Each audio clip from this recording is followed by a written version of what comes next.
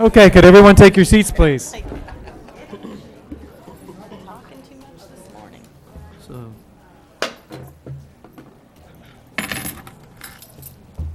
okay. We'll go ahead and call this meeting to order. Would everyone rise? And today the invocation will be given by Ron Watford with Love Incorporated. Ron? Thank you very much. Let us pray. Father in heaven, we thank you for this opportunity to come together and make decisions impacting this community. Lord, I pray your wisdom, your insight, and your discernment upon each leader here. Lord, we pray that you would guide, lead, and protect us. Help us as a community be strong in your sight and be an advocate for those who are weak in our community.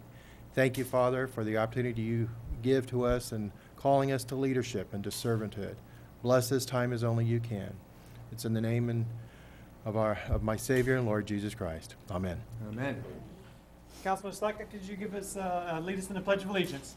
I pledge allegiance to the flag of the United States of America and to the republic for which it stands, one nation, under God, indivisible, with liberty and justice for all. All right, roll call, please. Councilman McIntosh? Here. Councilwoman Martin? Here. Councilman Slakta? Here. Mayor Nelson? Here. Councilman Simmons? Here. Councilwoman Simons? Councilman Longcart? Here. Okay, this time, good morning, everyone. Good morning, Mayor. All right. At this time, we'll take public comment on agenda items. Anyone wishing to speak in regards to an agenda item, please come forward. Well, good morning, Rick Steinmeier. Let's see, 7B, the property, $6,000 for an appraisal of a vacant lot. That seems like a lot of money. I don't know why it's so high. Thank you. Thank you very much. Next speaker, please. Hi, I'm Deborah McLean, publisher of the Banana Peel, and I'm talking about your last agenda item. I believe it's the last. It's replacing a retired person and replacing it with a new person for the LPA. I would like to say that I have reviewed the applicants, and we have a history of Bonita Springs of having a lot of realtors and engineers and surveyors on our advisory boards, and I feel we're not well represented across the community. Perhaps we need a couple homeowners. And I think that, without being any more detailed than that I would support Carolyn Gallagher for the LPA, and I hope you'll strongly consider that, based on the background of the other people. Thank you. Thank you very much. Anyone else this time? Please come forward. My name is Al Greenwood. I own the Buffalo Chips Restaurant Bonita and the Ranch House Motel next door. I am here today because I have two grants that's submitted to you for approval. One of them is a landscape grant, which includes 65 feet of planting right in front of my outside dining in my restaurant. Another area is 35 feet along the south wall where the mural is, and a 14-foot area in front of my motel office. The second grant is for a awning that's retractable that will go out over this outside dining area and make it more enhanced for people to utilize this area. The third phase I am doing right now without any financial assistance was I completely repainted my motel and restaurant, which I hope you have seen. And I'm in the process of installing this dormer shake shingles at this time. This color selection was made by your city staff, which I greatly appreciate their help. And also thank the Arlene and her staff for putting this program together to help businesses enhance their properties on Old 41. In 1990, the city was, redevelopment agency was started by Lee County. I was a member of this program for 10 years, along with Paul Pass, Rex Sims, Hank Hostetler, the late Pat Lord, and Dennis Gilkey. And Dennis Gilkey was Vice President of Bonita Bay at that time, 20 years ago, stated, we cannot allow Old 41 to die. If Old 41 dies, the city of Bonita Springs dies, and we will be a group of gated communities. This was true 20 years ago as it is today. In 1997, Richard Garner offered a low-income loans to businesses on Old 41. I borrowed $110,000, used $60,000 of my own money, and through incentives was able to rebuild and upgrade my property. my income doubled and my property taxes doubled, but it was because of the incentives that were offered. In 97, I did rebuild, and in 98, the Chamber of Commerce awarded the Ranch House Motel their Beautification Award of the Year. In 2004, I was awarded the Best Small Business in Bonita. This would not have been possible without incentives and redevelopment program that was issued by the city. In 2005, I had a cottage damaged by Wilma. I was able to rebuild this cottage for $52,000. I want to thank the city in advance for their staff's help. I want to thank Jacob Hammerly for helping me with the brick pavers and the landscape design. He redid my parking lot 15 years ago behind the motel and did a marvelous job. And he's an asset to this city, and he's working with me on this project. Thank you in advance. Thank you, Al. Anyone else this time, please come forward.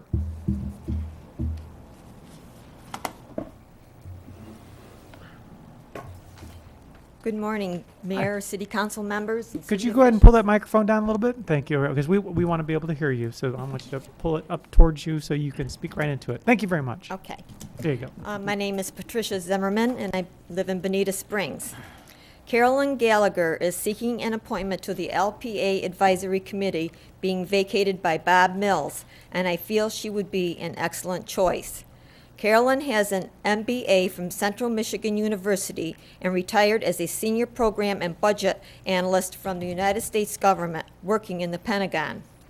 I worked with Carolyn as a member of Be Safe Bonita and again on the LPA workshops developing homeless shelter ordinances. Carolyn showed great leadership skills and was a team player, always listening and processing without bias. Her attention to detail and diligence in research was extremely impressive. Carolyn found items on the development order application that were inconsistent with the Bonita Springs Comprehensive Land Plan. Carolyn is reliable, dependable, and trustworthy. Any project that she is given or initiates is done with the utmost care and professionalism. I feel appointing Carolyn Gallagher to the LPA would be an asset to the city of Bonita Springs. Thank you for your consideration. Thank you. And I also have something from Linda Swartz, who could not be here today. And she's also lives in Bonita Springs.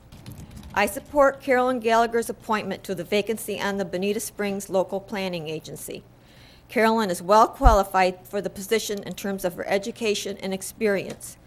She has an MBA and worked in high-level government positions doing qualitative and quantitative research and analysis.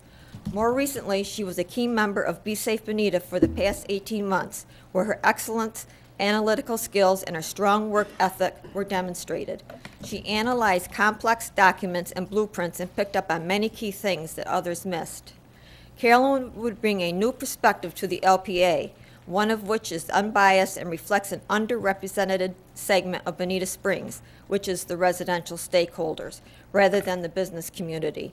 She is not in a position of financial gain regarding decisions and planning and will seek input from the residential community in terms of what best meets our needs. Thank you. Thank you very much. Anyone else this time, please come forward. Hello. Good morning. For the record, Kathy McGrath, and as a member of the Special Events Committee, I'm speaking on the City Manager item F.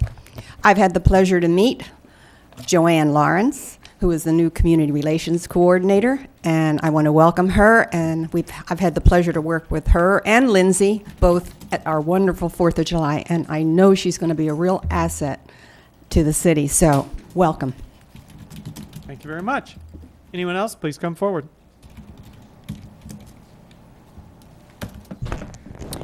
Hi, Diana Durante of Cedar Creek, and I would like to urge the council to appoint Carolyn Gallagher to the vacated position on the Land Planning Agency.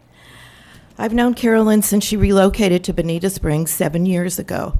She is extremely organized, has tremendous analytical skills, and uses, her skills to see all aspects of a situation. Carolyn has researched and analyzed many documents while working with the LPA to draft new ordinances for our city. Her education, which includes an MBA and her past high-level employment positions in government more than qualify her for the position. A little social aspect: within Cedar Creek, she has started a book club, has been the organizer and leader for about 5 years. It's become so popular that we'd had to limit membership. Just a small example of some of her abilities. I feel Carolyn would represent all of Bonita Springs and not just the business sector. She truly cares about our city and future development and will be a valuable asset to the Bonita Springs LPA. Thank you. Thank you very much. Anyone else this time? Please come forward. I bet you're one of those supporters as well. Aren't you? Good morning. I'm overwhelmed with all my support. Thank you so much. I am Carolyn Gallagher, and I'm here, obviously, because I applied for the vacancy on the LPA. And many people know me, and some people only know my name or my face. But for those who don't recognize me, I am Carolyn Gallagher. I've been attending lots of the meetings and workshops for the last 18 months or so. So I was very excited to be able to put in for the LPA. Just a little bit about me. I was a federal government analyst for a long time, 20 years plus, with both of the Air Force and the Defense Intelligence Agency combined. I was there at the Pentagon on 9/11. I was close to the impact site, and 8 of my friends were killed. Let me hold this a minute. I am here because of 9/11 and my continuing uneasiness with remaining in my hometown. Now, Bonita Springs is my hometown, and I'm very happy to be here. Through city council meetings, I have become interested in issues such as the DRGR, and I want to become more involved in the city through the LPA. I'm not a developer, I'm not a real estate pro, and I'm not an architect. I was a professional senior program budget analyst with a talent for digging into numbers and words and making sense of it. In addition to my MBA, I have a background in art, and I do think my female perspective on an all-male board would be unique. I am unbiased, and I would represent the residents of Bonita's points of view. I would do my best in this position, I would take it seriously, and hope to make Bonita a better town. Thank you so much for your time, and I would appreciate your support. Thank you very much. Anyone else this time? Please come forward. Okay, seeing none, that's it for the public comment on agenda items at this time. We're to proclamations and presentations. And at this time, Megan Fessick, are you here? Hi. So this is nice because usually we're, giving presentations to other people. And, Be careful. how you doing? Be careful. Great, thank I you. know. My name is Megan Fazig, and I'm the campaign manager at United Way of Lee, Hendry, and Glades County, and it's my privilege to be the City of Bonita Springs liaison. Here today to thank Meg Weiss, who is your campaign coordinator here for the city employees, as well as yourselves for your support. I do have a certificate of appreciation I would like to present to the committee for last year's campaign. I'm happy to be able to say that not only did we actually meet our goal last year, we exceeded our goal and raised over $8.1 million to put back into our communities here in Southwest Florida. And a lot of people say, what does that really equate to? What goes back out to our community? Here in Lee County, 90 cents of every dollar goes back into our programs and our partner agencies. And I know you guys look at a lot of budgets, you look at a lot of overhead, and for an organization to operate on a 10% operating budget, I think you see where our commitments are here in our community.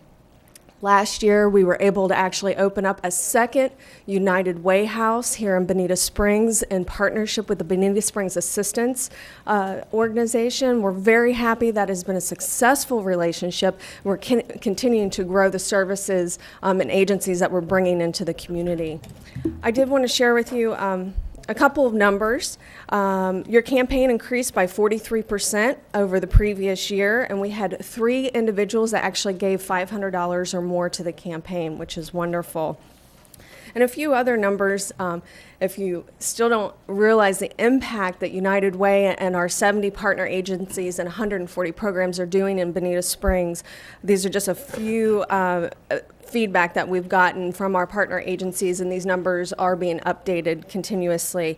ACT provided 24-hour hotline counseling and shelter to victims of domestic abuse. In the Bonita Springs area, it was almost 500 clients. Alban Duvin Alzheimer's Resource Center helped over 600 clients.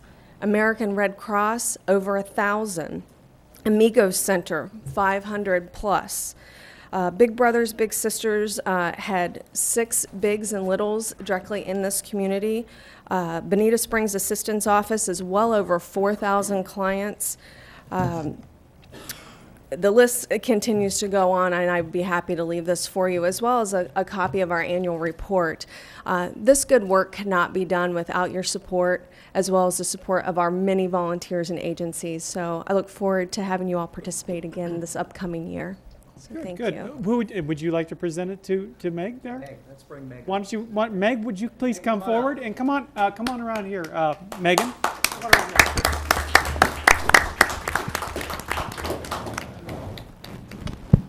Here's the microphone.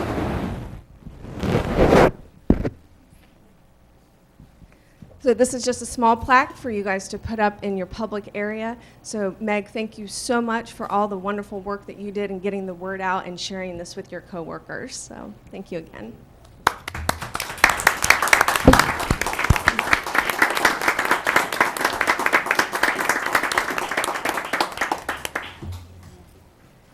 Thank you so much. And we're really proud of the work United Way does, and also so proud of our employees. So thank you very much. Thank you. Meg, nicely done. Thank you very much for what you've done. And our assistant's And what office. everyone does. Okay, at this time, legislative update by Capital Strategies. Carol and Ashley, how have you been? Hello, hello. Brilliant. Yeah. Good morning. Good morning. Ashley told me that I had to do the presentation, and I always do what she tells me to do. Actually, I think she's going to let me do the presentation, and then she's going to answer all the tough questions and nudge me if I am not correct. But hopefully I can share with you just a few things. I know that you all have received all of the updates, and we can appreciate all of the hard work Ashley does in keeping everything in order there for you as you receive those updates on a weekly basis. We also enjoyed having some of you visit with us in Tallahassee and run around and do all of the crazy things up there, and actually got to be part of even some press conferences and got to do a lot of interesting things that just happened also. I'm not going to spend a lot of time going over some of the things that happened this past year because as we all have to face this, next year's already almost upon us. And last year we had a very good year. We're very proud of the budget for the Imperial River Oak Creek funding. 3 years, but it's there and it got signed. So we learned every year how to do something just a little bit different. And this year was the good year to be able to do that. We also had our favorite issue of fertilizer, which comes up every year, and it was defeated again this year at the last moment, actually. So, and the growth management pieces and all of those things that go on and on. The TDC bill, obviously, that Representative Rodriguez did, it obviously got passed, and it was only one negative vote, which we all certainly understood that. So consequently, all of the things that we had here, we think that most everything was either defeated or we were able to play defense enough to keep things from going forward that could have been very damning to home rule. That being said, we, as we look forward to the coming year, which is going to be very soon, I would just tell you, Committee meetings start the third week of September, which is just around the corner, as we all know, as this summer is just fleeting. And because of that, we also know that bills will start being filed probably in August. Within probably about 3 weeks to a month, we will start seeing bills. So it's really important to remind each and every one of you that it's time to start thinking about priorities and setting the agenda for next year, so that we can go forward. We do know for certain that there will be some things that will come back or will be on the agenda this year. Obviously, the gaming issue will be there this year. There's a lot of things that have aligned and changed so that the timing with the Seminole Compact, all of those things that are lining up, the fact that there has been the study being done by an outside third party, that's starting to roll in. It's piecemeal right now, but it is starting to roll in. So we know that the gaming issue is going to come forward. We also know that fertilizer will be back. We know fertilizer is going to continue to be back until some resolution comes to fruition there. We know that there is a commitment on behalf of some of the members to readdress that issue. We also know that growth management gets touched every year, and as each and every one of you know, the issue of home rule never goes away. The fact that we need to defend home rule continuously in many of the bills that come forward touch on home rule, and because of that, we are playing defense quite often in that particular venue. With that, I'm going to let you add to if you would like. I don't really have anything to add. You did a great job. Thank you. Yeah, you did good. And we will. I get paid this week. Yeah, your paycheck it'll get deposited. You two should form a company and work together. We should. Yeah, we should go on the road with our act. Yeah. I will miss Martha this year backing me up with fertilizer. There till February. Oh, well, yes, I'll miss you a session because that will We'll come. miss Martha backing us up with fertilizer as well. Yes. Likewise. Yes. Okay, This is going downhill fast. Downhill. Yes, likewise, Mayor. We're here for any Q&A. Any questions? Really, questions Concerns? already. And with that, that was Concerns? Council, do you have any questions for him? Steve? Yeah. I don't know, has the climate changed at all regarding gaming issue? I mean, do you have any sense? Oh, is that? Wow. That's for They're you. speechless. Yeah.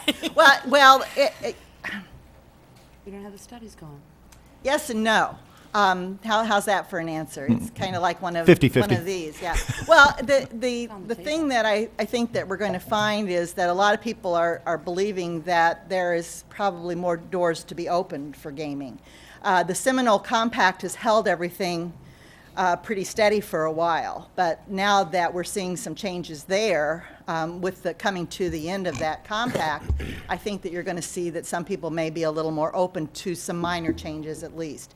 There are many who are starting to say things like, well, we're already doing a lot of gaming in the state because of the fact that we already have the Seminoles, we already have the lottery, those types of things. So I'm starting to hear a little bit of a rumbling about that people are starting to say that. I think a lot of people are going to hinge on whatever comes out of this report. I think the report is going to say that we should open it up. Good. Okay. Any other questions? That was it. Martha, go ahead. I just want to thank you and congratulate you because on behalf of our city, you batted 1,000. Every issue that we brought forward, you won. That's just awesome. So, I mean, you're definitely in our budget. You're definitely, in my opinion, an affirmative vote. You're there, and you've done so much for us. And I like the way she gets the good stuff and you get the bad questions. No wonder she was a politician. I know. I was going to say it's our charming personalities that help us, but it's her being a former politician. It's just a pleasure to work with you. And, you know, I'm not going away after February. I'll be up there. Fertilizer. Well, we feel very strongly about our relationship here. We feel like partners with each and every one of you, and certainly with your staff. We feel that the open communication that we have is very vital to continuing that partnership in a very positive way. And so we do appreciate each and every one of you, and we're there to help. So certainly do. Well, we look forward to putting that legislative agenda together for Absolutely. you, and with you working with staff. And before you go anywhere, you know, sometime today, we probably need to talk about a few other issues that are fairly current here. Mm. So, Okay. not We're in this here. meeting, but afterwards. But yes, go ahead. No, I just have something quickly, and it goes back to the gaming. And if we can, as members of council and mayor or citizens of Bonita Springs, ramp up our grassroots effort one way or another in terms of the gaming issue, and maybe we, as things progress here, we see what's in the study, we maybe see who's roadblocking this, or we see who maybe is favorable to this. As a community, we certainly will get involved. We feel, I think that it's very obvious to us that have been following this issue very closely, have our finger on the pulse, if you will. We pretty much can tell you who's going to be blocking some of that as we go forward, and it wouldn't surprise any of you who those folks are going to be. I would also tell you that I stay in pretty close contact during the time I'm in Tallahassee. Izzy is there a lot. Izzy Havernack is there a lot. His lobbyist is a friend, someone I've known for many years. So we do continue to monitor what they need us to do. They know that we are there to help. They know that our commitment to that on behalf of the council. So whenever anything that comes up, there's an open door there for them too. Mayor, may I ask a question? Yes, go right ahead, Martha. It was expressed earlier this year that the governor said he will never fund regional planning councils. He will always veto that. And, they've changed their purposing from DRI. Well, they still do DRI review, but their main purpose has been economic development, but the state's not paying for them to do that. And so that's one issue I don't think we'll probably win. But the second issue, and I'll let you know after next month or September, is that there might be some movement to try to consolidate regional planning councils from the 11 to the 8, which would mean that they're going to try to break ours up and send some to the Central and some to Miami. That would mean losing a lot of grant opportunities for our area and political influence. So I don't know. Have you heard any of those rumblings or any? No? Okay, well, heads up. Okay. Yeah, Good. Anyway, thank you very much. Absolutely. And we will look forward to working with you. Okay? Thank you. Yep, Thank you very much. all very much. Thank you. They were All awesome. right, What a team. council, we are to the consent agenda. Oh, thank you. Yes, go ahead. I'm respectfully requesting that you pull item 7B for discussion. Okay. 7B. Okay, thank you. We have 5 other items, council. Is there anything else that you'd like to have pulled? Yeah, just a minute, please. We have a few minutes, seconds? Yeah, just a second. I'm just looking for the, not in there. For the approval of the assistance grant. It's okay. That's D, item D, Item D. is the assistance office. No, not fund. the assistance office, for the facade grants. don't see That's it in not, here. that's not on there. Okay, good enough. Okay, is there a motion to approve the remainder? I'll make the motion. There's a motion to approve the Second. remainder, and there's a second. And we have pulled item B. Roll call. Councilwoman Martin? Aye. Councilman Slackton? Aye. Mayor Nelson? Aye. Councilman Simmons? Aye. Councilwoman Simons? Aye. Councilman Longcart? Aye. Councilman McIntosh? Okay, Audrey, item B. Yes, thank you for allowing me to pull it. I did receive some revisions on the real estate contract. The city clerk has provided you with a new one. Basically, the changes is that some of the property is in Mrs. Levin's trust, some of it is in Mr. Levin's trust, now deceased. So to clean it up, they've added that as a name on the title block. Surveys were changed from 90 days for the city to get a survey to 60 days. Warranties were removed from hazardous waste, but that's very common in real estate contracts to ask that it be removed. The property has been owned by the Levin family since 1994, and they have not used the property, and obviously anybody who's been out knows the property has not been used in any way that would cause an environmental hazard, but they do not want a representation where they would have to pay the city in the event that something is disclosed or found on the property. Another change is just asking that the closing be scheduled within 60 days from date of approval by council. Otherwise, it's fine. I mean, and I don't see these as problems, but I did want to make sure you were approving the correct document. That would be good. Thank you very much. Move to approve. We have a motion to approve. Is there a second? Second with There's a motion with and a- attorneys. I beg your pardon? Second with the attorney's recommendations. Okay. We have a motion and a second. Any discussion? I think this is a good idea. But quite frankly, I need to, for the record, I think this is an important commercial piece, and I hope that we use that as an opportunity to be sure that this becomes something that is functional, that goes back into private hands, and it is something that serves the community well. All right? Roll call, please. Councilman Slakta. Aye. Mayor Nelson. Aye. Councilman Simmons. Aye. Councilwoman Simons. Councilman Longcart. Aye. Councilman McIntosh. Aye. Councilwoman Martin. Aye. Okay. Good deal. And we are to first reading. I'm sorry, they wanted my agenda, then, thank you. The first reading of the following ordinance, this is, one second. A first reading of the following ordinance. An ordinance of the City of Bonita Springs setting forth the community development, planning, and zoning fees, providing for recording documents, repealer, providing for an effective date, providing for conflicts of law, severability, codification, scrivener's errors, inclusion in code, and effective date. This is a first reading. It is a public reading because it's a land development code. And so public comment will be taken at this time. The ordinance will be scheduled for its second reading on August 7th. I do have a copy of its affidavit of publication, and it is legally sufficient. Jackie Genson can provide you with any comments as to this particular ordinance. Good. Jackie, what are we doing? Good morning. It's Jacqueline Genson from Community Development. Before you is just some amendments to the fee schedule. What it incorporates is just some fee reductions, some addition of fees, and also adding fees where we've passed resolutions or ordinances for permits, so we need to assign a fee to them. I'd be happy to go over them in detail page by page if you'd like. The summary, is that a fairly complete summary when it says fee changes include on the green sheet and it lists the fee changes? Is that a fairly complete summary? Yes, sir. And also what it does too is it kind of puts them in topics where they're appropriate. So we did also move a lot of things from certain sections into new sections where it's more appropriate.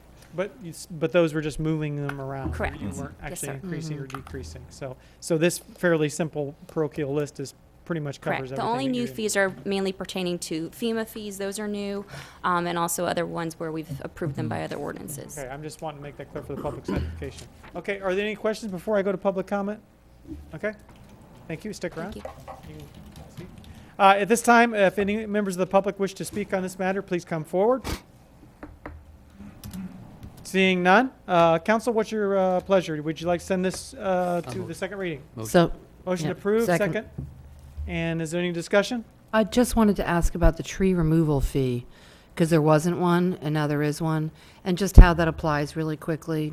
I'm not going to get extended. Correct. For the tree removal fee, there was originally no fee, but because there's an increase in volume, we felt that it was appropriate to go ahead and assess a fee. It's very low. It's $25 for the first tree. Every tree thereafter, sorry, if you're going to do 2 or more trees, it's $50. It's a flat rate. Does that just apply to like new development, or how does that apply? Where does that apply? Applies to every No. tree? No. The purpose of this fee was you recently approved a program for communities that wanted to look at excess trees or trees and help them look through their existing landscaping, their DO. Some of these trees have become overgrown and they might have been planted too close together. So Got this it. is a tool that we're using to work with those communities that you approved the program for. There was no fee. There is a monitoring process for that our environmental scientist will have to do. You will have to cover that. Good. So Thank this, you very this- much. So this relates directly to that program.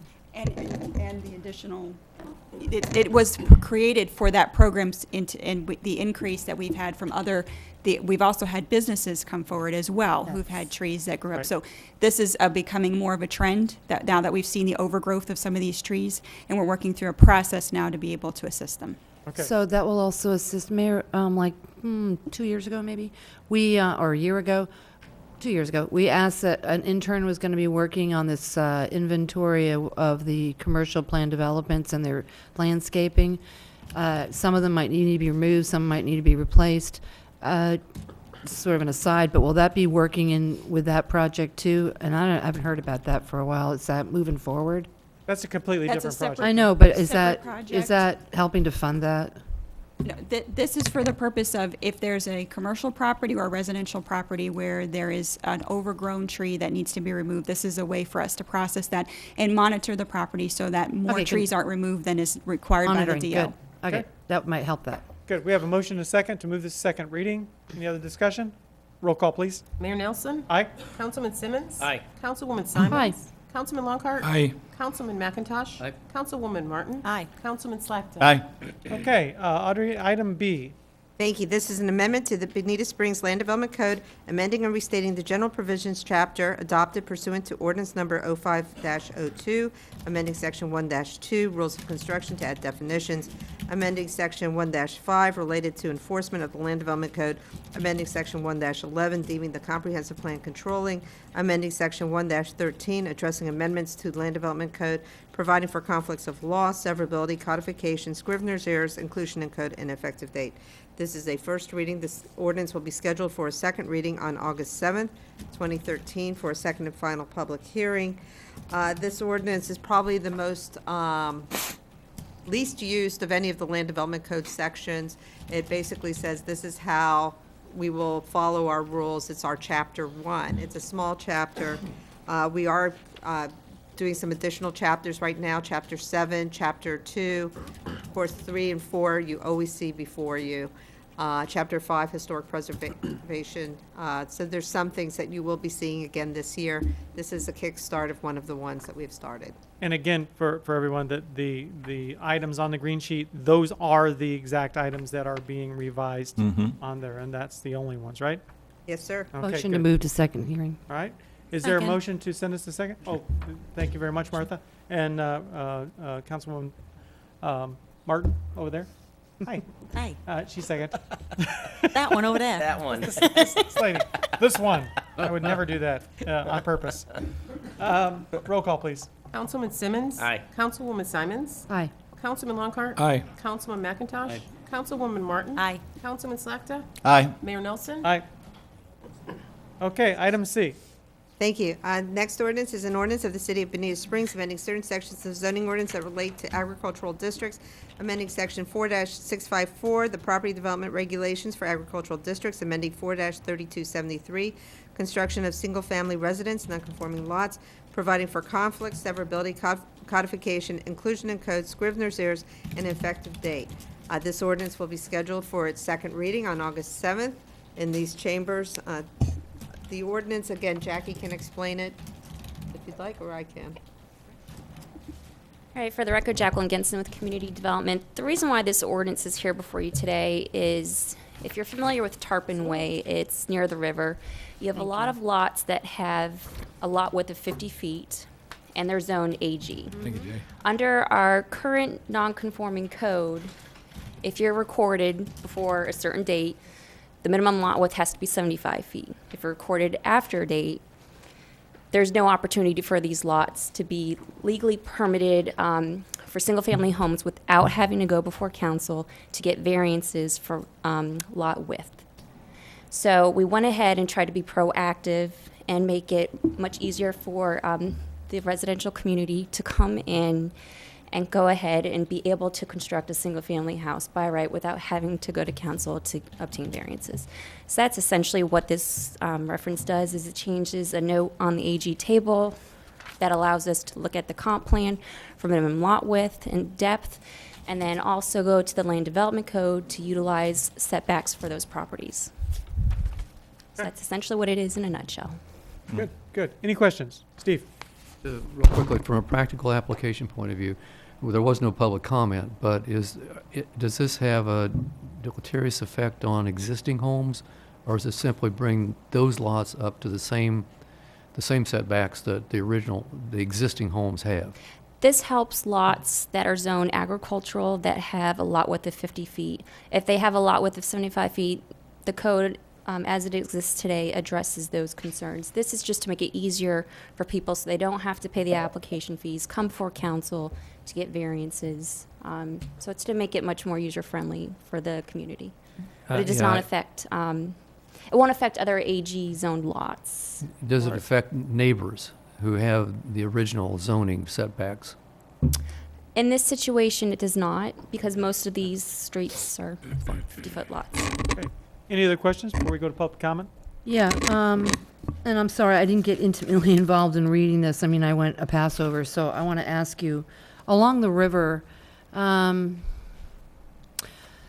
this was a long time ago, and I'm not sure if we addressed it, but having particular setbacks, instead of having it necessarily the setback on the front of the street, if they're backing on the river, to have the setback at the river so they come forward to the front of the street. Do you know what I mean? So that possibly the more you set back from the river, it would create kind of a voluntary buffer to the river. You get some added amenity if you come closer this way. I don't know if we want to do that because of the design of other houses over like. There's a Lee County required zoning. water body setback of 25 feet that exists in your code right now. Where we have gone ahead and required riverine buffers are through residential plan developments. Right. I know Mr. Kirby does have on his radar to go ahead and create some standard for a riverine buffer. So that is on staff's radar, but that's not part of this amendment request. Okay, and then, yes, I understand. Okay, so something else is, for instance, the Fleming House in Old 41, which is, what is that, Abernathy, and Old 41, metal roof, fence around it. That definitely doesn't have a 25-foot setback. And the Cordell Smith House, which is next to the flower shop, that doesn't have, that comes right up. Yeah, So are we going to allow that kind of thing? If it's in the downtown overlay, there are different setbacks for that, so I'm not sure what those properties are zoned. And then we also have sections in the non-conforming code that deal with non-conformities in regards to setbacks, so they would fall under those policies in the land development code. Yeah, they're allowed as residential. So let's say you allow a multi-use townhouse or something like that.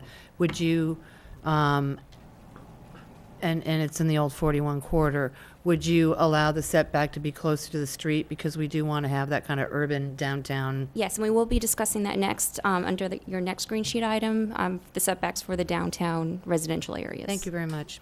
Could you, when we send this to second reading there, I assume we will, could you go ahead and next time be able to go ahead and show us a graphic?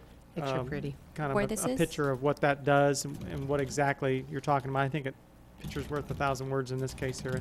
That'd be very helpful for everyone. Would be And happy then to. actually have an aerial that showed what areas this would actually affect as well, possibly.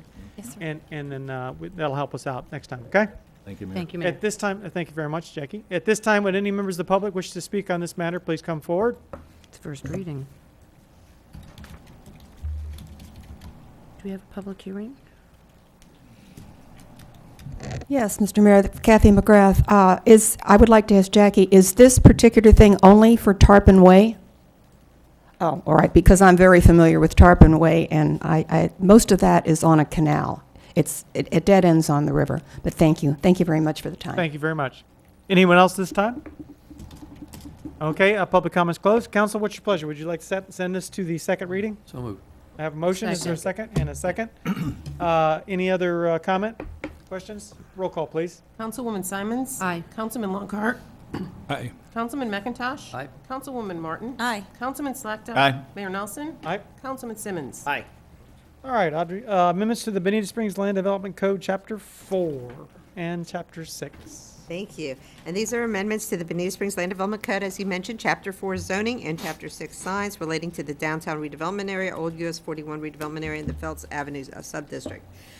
An amendment to the Bonita Springs Land Development Code, Chapter 4 zoning, amending the Old US 41 redevelopment overlay district to incorporate additional design standards, amending sections 4-1152 through 4-1156, purpose and intent, overview of the redevelopment overlay district standards for both within and outside the Old US 41 redevelopment urban core that comprise the Old US 41 redevelopment overlay district, amending 4-1161, the Phelps Avenue subdistrict, and an amendment to Bonita Springs Land Development Code, Chapter 6, signs, Amendment 6-56, sign setback options, and 6-156, permanent signs in the Old US 41 redevelopment area, providing for conflicts of law, severability, codification, Scrivener's errors, inclusion in code, and effective date. This is the first reading. The second reading will be scheduled on August 7, 2013. The ordinance, this is not one that I can say that the green sheet gives a complete summary. There were some changes, as well as some changes at the local planning agency, including there is a provision in the ordinance in the sign almost on the last page where the LPA and staff have some disagreement on page 49. At this point, Jackie Genson will give you a summary of the ordinance, and I'll let her proceed. For the Okay, record. and just for clarification, under D amendments, all the ands, the and an amendment to this, and an amendment to that, we're going to do this all at the same time, are we not? Or are you going to do? Yes, this is all one ordinance, There you but go. it's separated. Sometimes the Good. title block will I have just want everybody to know that spaces. we're doing all this in one piece. Yes. Okay, good. You're on. Thank you. For the record, Jacqueline Genson. First, we're going to go over the LDC 4 changes, which deals with downtown design and the uses. Why we are here. We're here because our first redevelopment project came through our doors late last year, and we noticed our code has some weaknesses. So these are some interim amendments to go ahead and address those weaknesses and give staff a little more authority when projects come in for us to dictate design, scale, massing. So that is why we are here. So I just wanted to lay that out. So these are interim amendments because, as you know, we are working with the city manager's office and Lee County to go ahead and do some conceptual planning for downtown with stormwater management, streetscapes. And part of that vision we anticipate is that this overlay will be looked at again. So there will be probably another time where this comes before you where the vision might be a little bit different. So I just want to let you know that these are just interim measures right now for us in case another project walks through the doors. So some of the areas that we looked at was, let's create a design exhibit. It's not going to be something that's mandated, but at least it goes ahead and explains, these are the elements we're looking for. These are the massing. These are the architectural and articulation features we're looking for. It's more of a guide. It doesn't dictate design, but it helps the reviewer and designers use this in terms of what the city is looking for. We're looking at a focus on walkability and scale. So all the projects that come in have to be walkable. They have to be at human scale. It have to be inviting. We're looking at design review meeting requirements. We're going to go ahead and revise that. So when projects come in, the design reviewer can look at the project as a whole in terms of the existing core or what we envision to happen in the future. We looked at the sub areas in the Feltz Avenue district. We went ahead and took a look at the uses again. So we'll look into that. We're looking at the heights of the building by story. We're going to look at pedestrian connectivity and also the addition of some definition and guidelines. So first, and I'm going to go page by page, so in your packet, go ahead, you'll see the underlined text or the strike-through text for what I'm talking about. But here on page 2, this is where we reference the exhibit guideline book and exhibit 5. So we'll look at that a little bit later in the presentation, but that's where we tell people up front, when you have a project that comes in, you need to refer to exhibit 5 because this is what we're looking for. Then item E also looks at and says, whatever you create, it has to be pedestrian friendly, it has to be walkable, so we know exactly what we're looking at. Because again, the Family Dollar that came in on downtown, it's not really walkable, it's not really human scale. So this lays out exactly up front what we're looking for. So that's on page 2 of your document. Page 3, density and intensity. This is just something that staff added in. The LDC was silent on this, so we thought it would be user-friendly to just go ahead and take what the comp plan says and put it in the land development code. So on page 3, you'll go ahead and see by sub-area, the land use classifications that were allowed, what the standard density range allows, and how much density they could get through bonus density. So we added that in there, again, for just ease of use for developers as they come in. We also referenced the Bonita plan pre-disaster and post-disaster build-back policies as well. On page 5, this is where we went ahead and mandated 3D graphics so we could better understand when a project walks in, how is it going to affect the urban fabric of the city? How is it going to look? So we mandated that, whereas before it was just a suggestion or as an alternative you could, but now we're mandating it. So that's in there. And it's a tool to go ahead and dictate scale and what impact a project would have on the downtown. Page 7 through 12, these are, it's a pretty big section, but this is the uses for all sub-areas. What happens, in our existing code, we don't have necessarily all the sub-areas identified and all the uses. So there is, for an example, an industrial sub-area. Well, we never had uses in our current code that would allow certain industrial uses in that industrial sub-area. So the intent was for staff to go ahead, look at the charts or the tables that were in there, and go ahead and address all of the sub-areas that are in the urban core. So you will see a list of permitted uses. There is reference to some of the supplementary regulations that exist in our code, like for alcohol. So those are not changing. And also there is some language where if a use isn't exactly listed on the table, someone can petition the director, and if the use is similar in nature, similar in impact, similar in transportation pattern, we could allow that use, the director could. So that's the substantial changes for the uses. Any questions? Okay. Or are we going to wait till the end? Yeah, I would go on to. Okay. Yeah. Architectural standards. Again, this is to help correct or allow staff to have some tools to dictate massing and scale. So we did add some language in terms of how we can go ahead and achieve that. In the LPA hearing last week, there was some discussion by the LPA in regards to changing the heights of stories. And again, this was to mitigate what happened with Family Dollar. So the LPA recommended going ahead and reducing the height for 10 to 12 feet for a first story.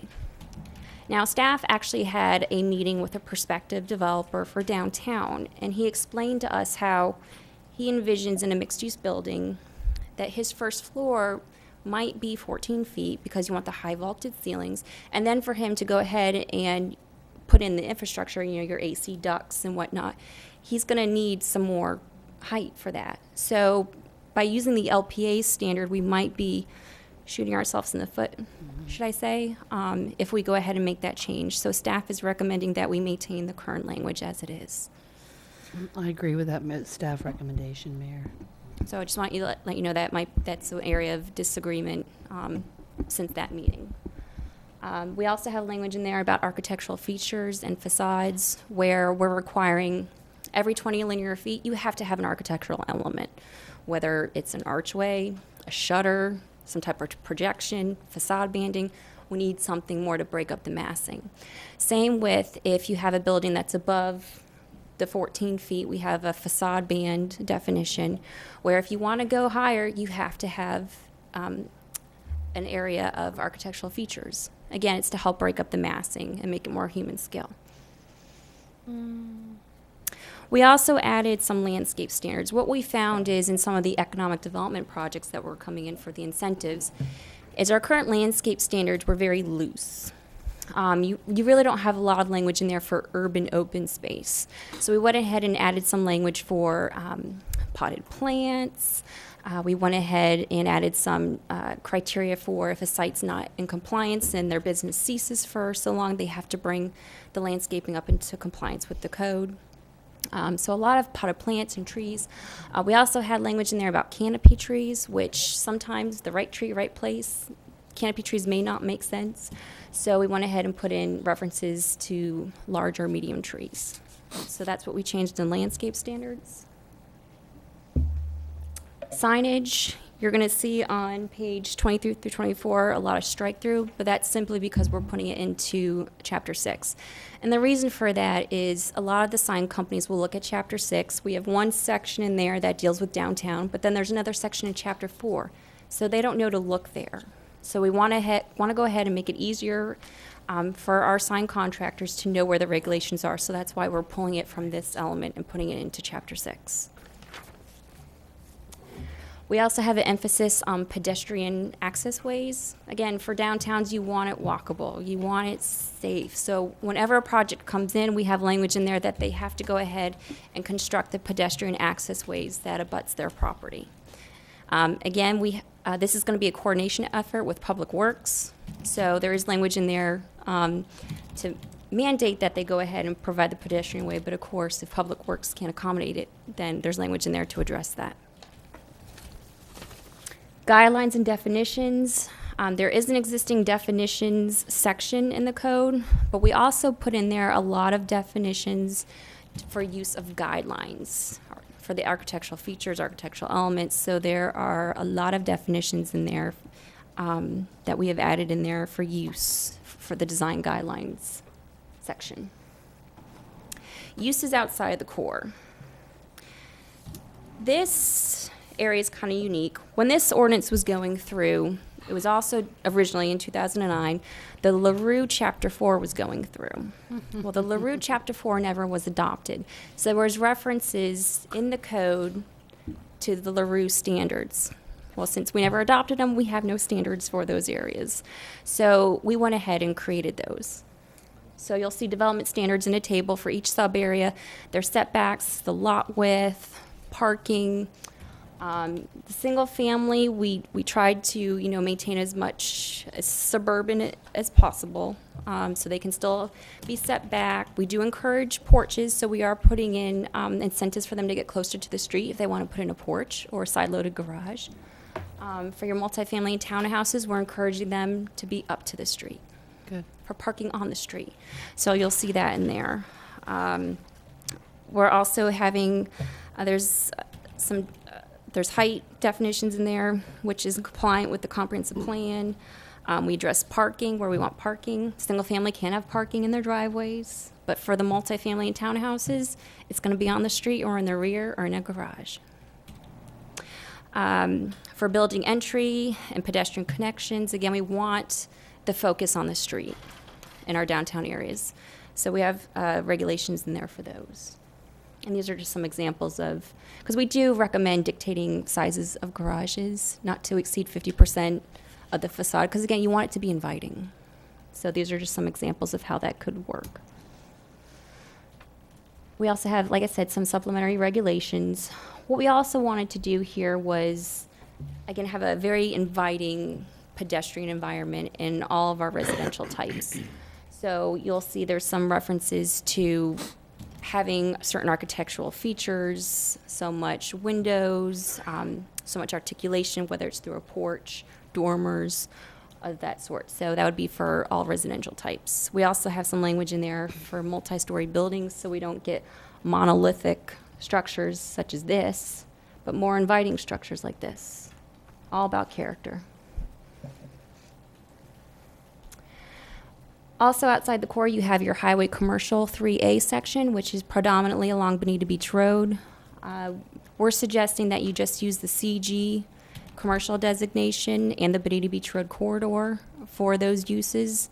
And then also for the design criteria, they would fall back to LDC Chapter 3, the commercial design standards.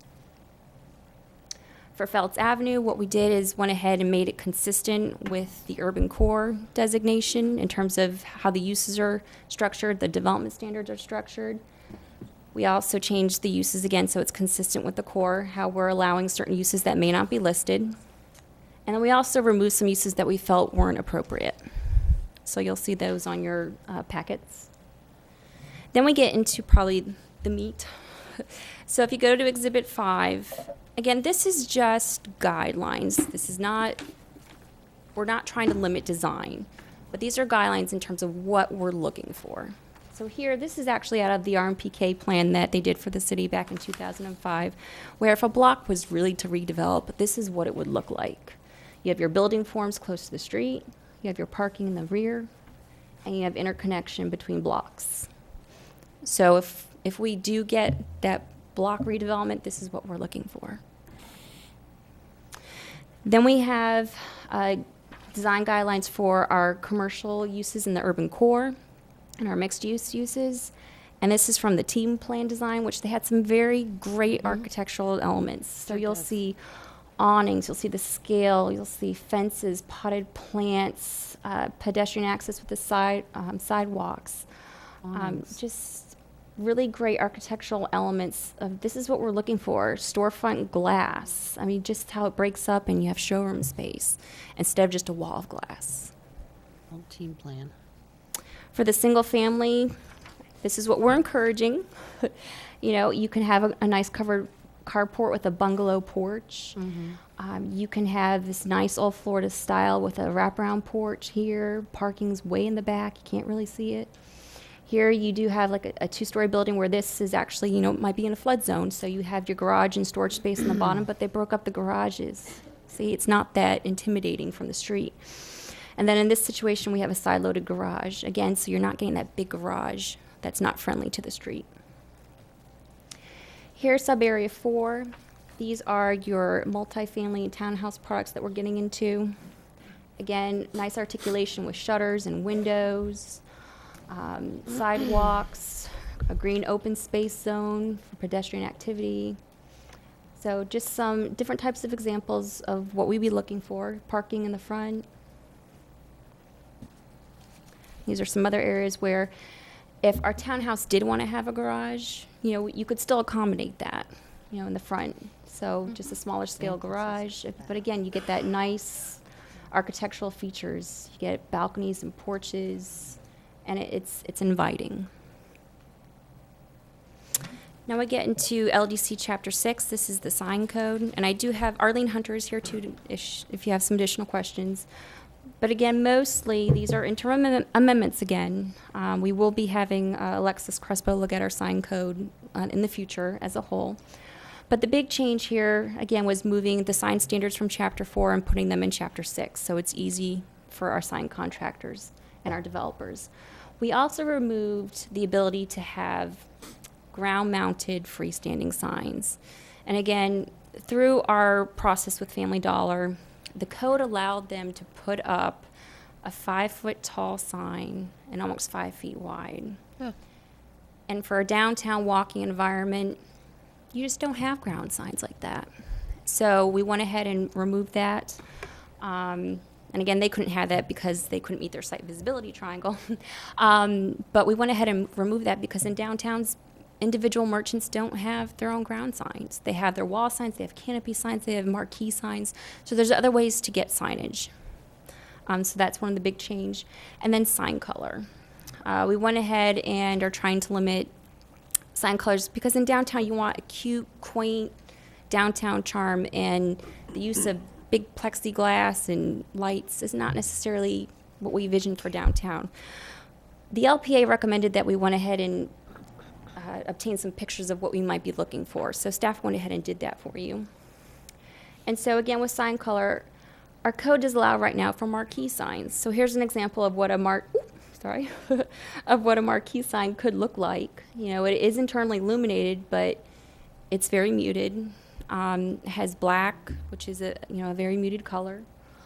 And then you have here an example of a wall sign that is externally illuminated by gooseneck lighting. So again, very quaint, very charming. It's not obnoxious.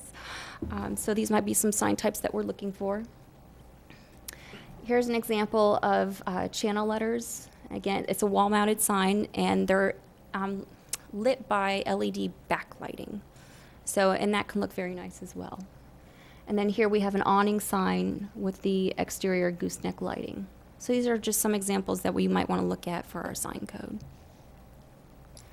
Again, in terms of next steps, as we said, this is an interim measure in case some redevelopment projects walk through the door. We have some more guidance and leverage as staff to dictate design.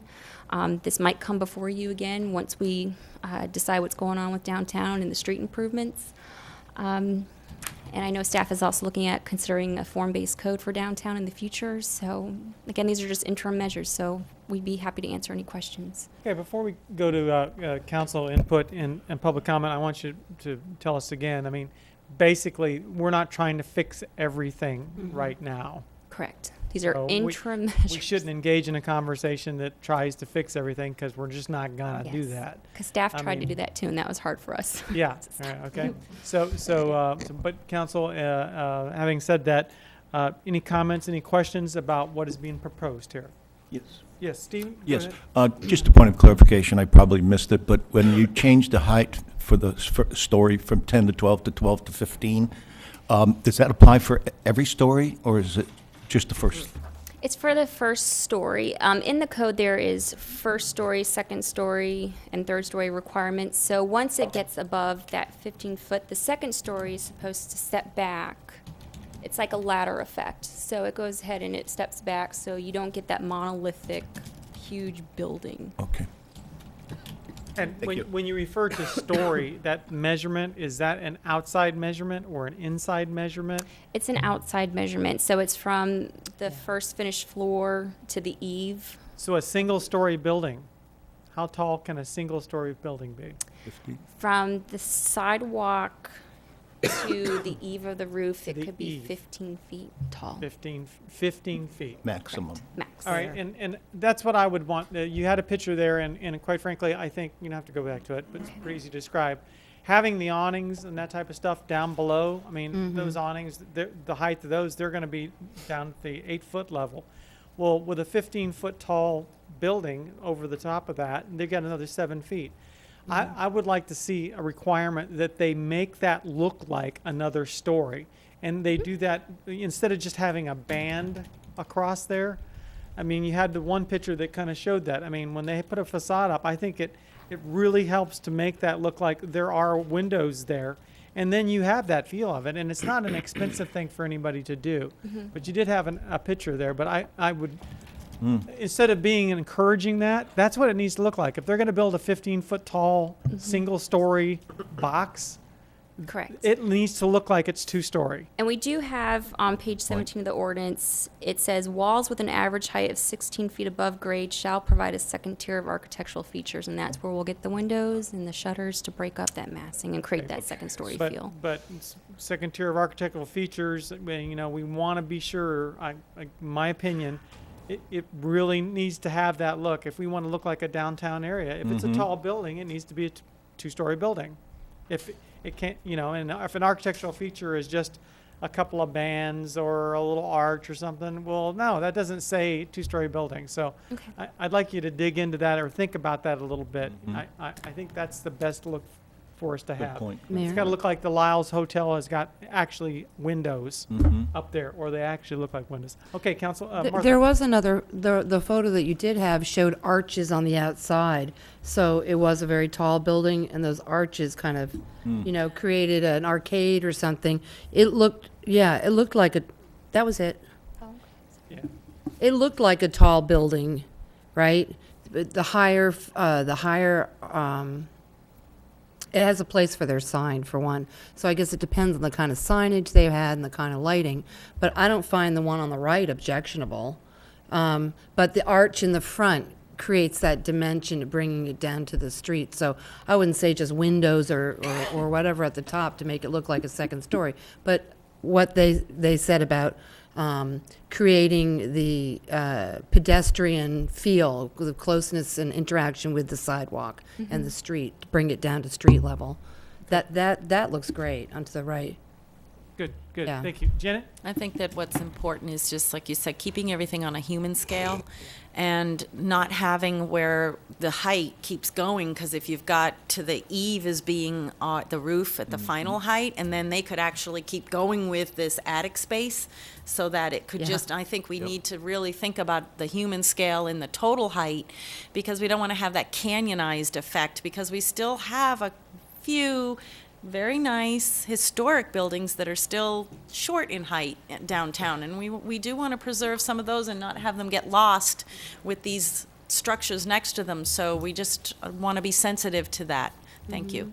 Okay, good. Anything else? Pete? I do. Peter, go ahead. I was going to say just more of a general comment. I mean, we had a good discussion the other day on the trees. We know trees and landscaping is coming to our beautiful city, and we can do it without increasing the mill rate, by the way. But anyway, more of a general statement with the buildings. Yes, absolutely. And this is government light. It's business-friendly Bonita, but we need to be careful, as we all agree, of what the buildings that are coming in and existing buildings look like. Otherwise, no amount of trees or landscaping are going to hide flaws moving forwards. Thank you. Thank you very much. Anybody else? Yeah, Martha. Number one is, long time ago, before you guys moved into town, we used to try to take this as like the whole meal all at once, and now we're doing it in bites. And as the mayor said, we're not going to address everything. I really appreciate this approach, because we're actually getting stuff done. So this is good. And we'll move along, because I think it was like 9 years before we got to chapter 4. That's a little long. So I really appreciate the bites, and they're good bites. I have several things, and no, we're not going to fix them all at once, but I sat at home after I read the schedule of uses. what are those things that I use in daily life that would bring me downtown to go shopping and to do some trade on the Old 41 quarter? I already go there and I do some trade. I don't know how many other people go down to Old 41 and buy stuff, but go down there. There's stuff to buy. Computer store, supplies. We all have a computer, but I didn't see anything like that, or electronics, mobile phones listed on here. And if you like, Mayor, I will hand in my list. But there's simple things like bakery. I like going to get a birthday cake every now and again instead of baking it. A print and copying center, a real estate office, musical instruments, pianos, things like that. Change kitchenware to housewares. I want to go down there and buy a potted plant or something at a houseware store that's not real. Okay. A garden store, small scale. I didn't see that there, and we have one. Watch and clock repair. Certain things like that people have to have done. A mailing center, a shipping station. Not a big one like, the big FedEx facility or the other UPS, but like small. We want to send a Christmas package to the niece or nephew, and, that would be a good thing. That would be bringing people to downtown. Catering, a delicatessen, or a gourmet grocery. I know we have a lot of little grocery stores on there. I don't know if you were trying to avoid having more, but, to have a deli, get a sandwich, have a deli, get your mortadella, whatever. Okay. Anyhow, I have a list of that, and I'm going to submit that to them. That would be great. And then your on-site lighting, I don't know if we could make that compatible. I don't know if we want to make it compatible with what our future lighting standards are going to be downtown. Because I know in our architectural design sample that was given to us before you move forward with this, there was, down lighting. There was certain kind of lighting, and I really appreciate what you've shown us here today about the lighting. Bravo, because that really gives us a quality facade. And I don't remember whether we have no gas lighting, like neon argon, in our Old 41 overlay already, so we don't get bands of ugly lighting like that. I think we only have open and closed signs that are for gas lighting. Is that correct at this current time? You mean neon? Yeah. You mean like building out lighting in neon? Yeah, all that. It's in our chapter 3, but we can definitely look into that. Yeah, it just make it a little classier. And then the something I didn't see in there was with our sustainability practices. I know we have we're allowing agriculture up near the San Carlos Estates subdivision, but urban farming, urban gardens are a big deal. I wouldn't expect to have them on the Old 41, frontage, because it's pretty prime property, and it will be. But maybe on the streets a block back or two blocks back to allow a community garden there, or an urban produce patch or vegetable patch or herb patch or something, because that is something that people look to. So I didn't see that in there. And then the last thing is on the, there's two things. I appreciate the shared parking that is so needed. The river, would the FEMA maps already preclude people from building on the bottom floor along the river? Or would yes?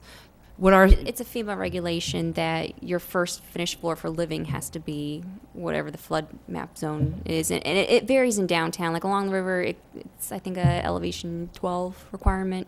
Yeah. So would that require us, we're going to start doing more fill along the river? Or if we said stilt houses should be along the river, so that the first floor doesn't get flooded? Yeah, you can do stilt homes, or again, it's one of the examples I showed where a house was built in the flood zone. You can use your first floor for storage. Okay. So you can use your garage. Not exactly storage. But Yeah, not insurable storage. Right. So I don't know if that's something, we have a lot of little homes down along the river that if people knock them down, they're going to think, oh, I can just build my first floor like it was. That's not going to be allowed in the future. Is that correct? Correct. That's why in our standards, there is for the multi-story the requirement of some type of articulation, whether it's through porches, windows, design. We want some type of articulation so it's not a monolithic structure. Well, I think you've done a great job. Thank you very much, Mayor, for your time. Thank you very much. Oh, wait a minute. I did have one last one. I'm so God bless you. I'm sorry to try your patience. Okay, this was discussed on the LPA many years ago, and it was, do we want to, it's just something to consider, do we want to limit our architectural design to the point to not allow, let's say somebody wants to build the Guggenheim Museum, well, they already have one in New York, but something where a famous architect says, or a famous group says, and it might be controversial, but that there would be some place to allow that consideration, because that would be a great feature. I mean, some fabulous artist comes to Bonita and says, I love this place. I want to build my most spectacular building. How would you accommodate something like that? I think that's going to be tough for her to answer because, I mean, quite frankly, there may be an artist that comes in and wants to make a building look like a giant fish. Yeah, right. Right? I mean, so for right now, what we're trying to do is fix the problem, which is the typical, like I said before, it's the typical everyday application.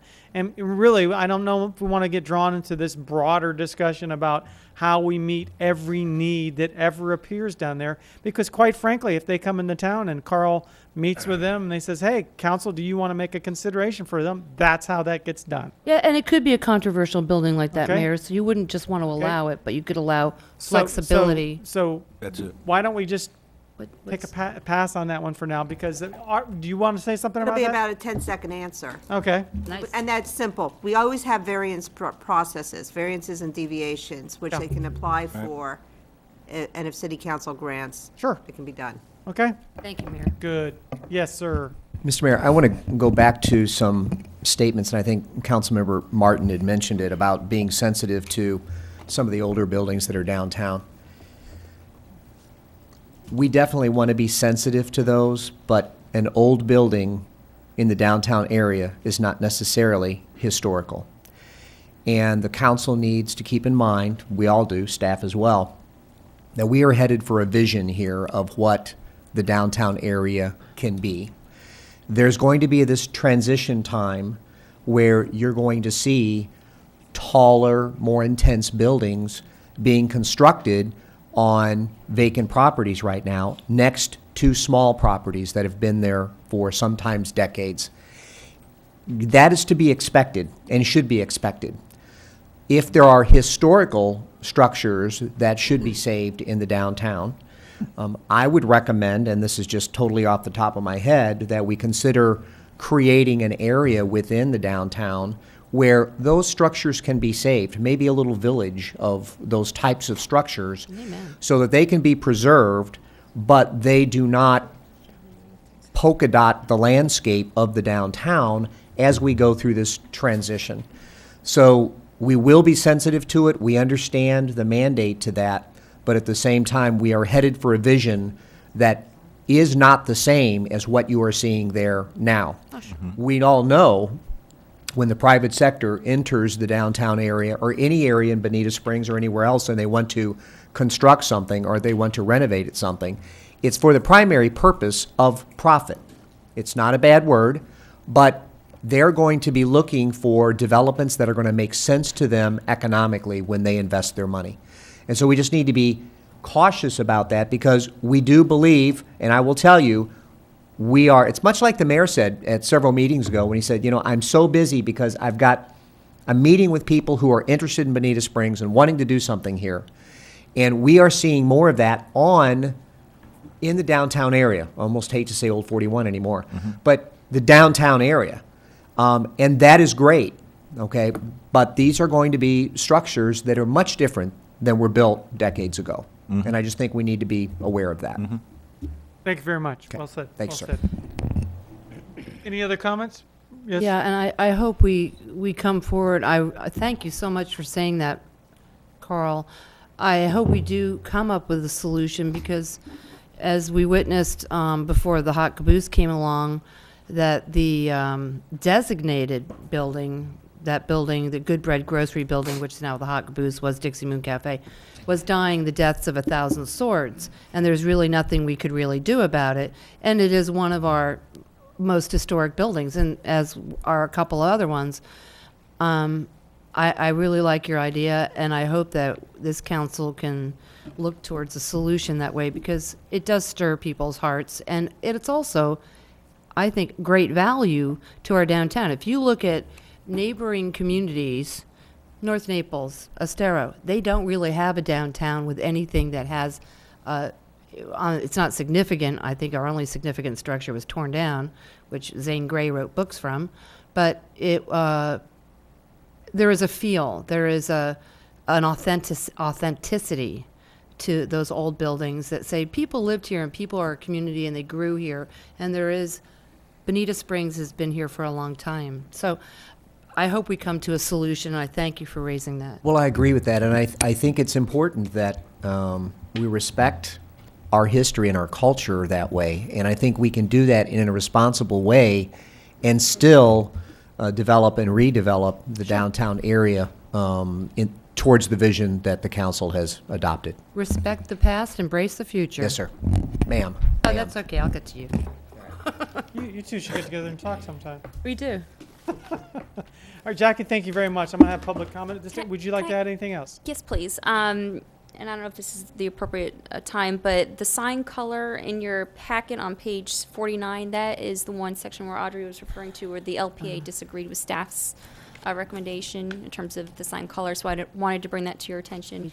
And we also received some comments from the Chamber's Government Affairs Committee. It was on our original draft that we had presented to them, so it has since changed. I did send a link to our most recent version.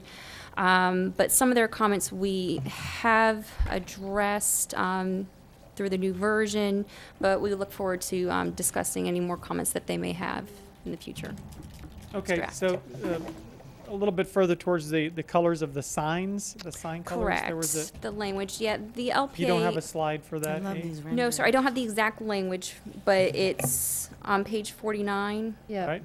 Where that's boxed in. The LPA objected to that language. Staff is still recommending that we keep that language again for proper theming and aesthetics of downtown. If you're looking for signs like this, sorry. Question, Mayor. We recommend retaining the language that staff has proposed. If I may, what the LPA was concerned is that their objective as businessmen in this redevelopment area or the old 41 area or downtown area, they want to have signs that are able to stick out and be seen better. And their concern was that by having signs that blended in, it created more of a difficulty for a business to be able to be seen. That's always the Now- case, isn't it? Yeah. Yes. Now, this is language from Quincy, which is a city in Florida. It is a historic city. I think first Coca-Cola or something. They Yeah. had a big Coca-Cola mural there, or still do. So, I mean, it is taken from a downtown area. And I will say that I had communications with the sign industry with Mr. Fernandez several years ago, and he did make the comment to me that, you know, to bring cohesiveness to the downtown area, it makes sense to have like the bronze, you know, he explained there were Absolutely. communities that have gold leaf, you know, and that provides a community motif that can then be used. Right. So it is not atypical. This is something that can be added to the code. It's up to council. Okay. Arlene, did you have anything to say about the sign code? I know Arlene's been She's from Quincy. hip deep in this whole thing here. Good morning. This is typical of downtowns to control the signage. It can be. It is important to take hold of it in the beginning because there is a huge indication that you can easily go into issues of over signage, sign pollution. So having a theme that's dedicated to the downtown from the beginning helps set the standard for all business owners so they all feel comfortable that they're all on the same stage. The bronze and black can be used with different colorations within the building structure, and they are able to use one additional color for their use. But if we don't take control of the signage at this time, as you see in the past, we had the opportunity for 5x6 plexiglass totally illuminated sign, that could have, different opportunities that could have happened if we don't take control of our signage now and have an equal playing field for all of the businesses involved with the same type of signage theme. Right, and it's important it's difficult for people who are not used to a more urban environment to get used to the idea that because it's going to become more urban environment, more denser, the buildings will be closer. Correct. That's the whole vision, as Carl said, that transition time, people will have a hard time getting out of the thing that it's not going, you're not going to be going 65 miles an hour past this, so we don't need a red sign. You're going to be driving through there, enjoying what's going on. You'll be able You to will be read. walking along the sidewalk, and we'll see the perpendicular hanging signs become even more of a trend as well, Right. because the street orientation will be where you find your signage. Door signage, windows will all be important to be on the human scale. So there won't be as large a need for the large building or pedestal signs at all. So because the whole point is to make it a human scale and walkable. Okay. Well, I am certainly in favor of staff's recommendation, that's for sure. Thank you, Any Arlene. other comment before they go to public comment? Yeah. How does this, Arlene, before you sit down, how does this work with branding for corporations? We have 7-Eleven that's got red and green, Hess that's got green, Circle K with red. How do they come into compliance with that? There's opportunities to work with them within that sign ordinance. They have one color that they can choose that's not on the building. And then in the past, for example, in a former municipality that I worked in, we had a Nations Bank that we worked with, working with their logo colors on the ATM machine, and they actually put beautiful bronze letters on the building sign that said Nations Bank. That was more in fitting with the downtown. Well, I don't want to get too gentrified down there by putting gold leaf on it, but I mean, it's our downtown. Everybody should feel welcome, so just putting gold leaf out there or something too fancy. But if somebody It's not has, required to be gold for leaf, it's instance, if black somebody sign. has a logo that, let's say, looks like an Indian, has got feathers that are different colors, I mean, could you make a percentage of the sign or just like accent colors? So let's say they have one of those perpendicular signs and they want to have their brand logo. Well, actually, this is just a stopgap for with the situation we are in now. We're going to Yeah. be looking at the entire sign code throughout the city. We'll also be looking specifically on US 41 God as bless well. you. So I think we can look at addressing some of those things at that time as well and look at different options. But for right now, we wanted to have the ability to provide some structure and standards so that future developments that come in at Okay, this time. how's this going to work for murals? Murals are a completely separate section, and we would be bringing that through the Art and Public Places Board, and then they would be reviewed by the City Council for final approval. So What they if would be somebody wanted to considered paint a public art. Coca-Cola mural, for instance? It That would- uses, As you said, it's going to be reviewed separately, right? Correct. well, I'm just bringing up thoughts for We consideration. we could do this all day, Sure we could. okay? I mean, let's But I have a- try to I- keep our eyes yes. on the prize here, okay? I understand, and And that's that what I'm trying to that do. is to take a small step here, to bring some value downtown and to prevent some things from happening. And then we can go ahead and we can approach this at a broader scale, if we could. Well, I thought it was time for discussion. I'm sorry, Mayor. It is time for discussion, but we're gonna, like I said, we're gonna start small here. Council, do we have any other discussion before we go to public comment? Arlene, thank you very much. Bill, Thank could you you. hit the lights first, please? And at this time, you have one more thing? Yes, so what staff needs from you today is just some further direction on the height, Right? because there's a. I got that. You Okay. need height And then and the the signs. signage, please. Yes, sir. Yep. Thank you. Anything else besides those two? No, sir. Got it. At this time, we'll take public comment, and anyone wishing to speak on this matter, please come forward. Yes, Rick Steinmeier, former mayor of Survey. Our city manager came up with a good point about historical properties. Now, there isn't really much of a definition for what makes a building historical. 50 years, a unique design. Down here in Southwest Florida, they change the building code so often that my condominium is historic in another 15 years because you can't build it anymore down here. FEMA raises the elevation. There's all kinds of different ways to say that a building is historic because it meets this criteria. Al Capone slept there one night. You know, all kinds of different things to make it call it historic.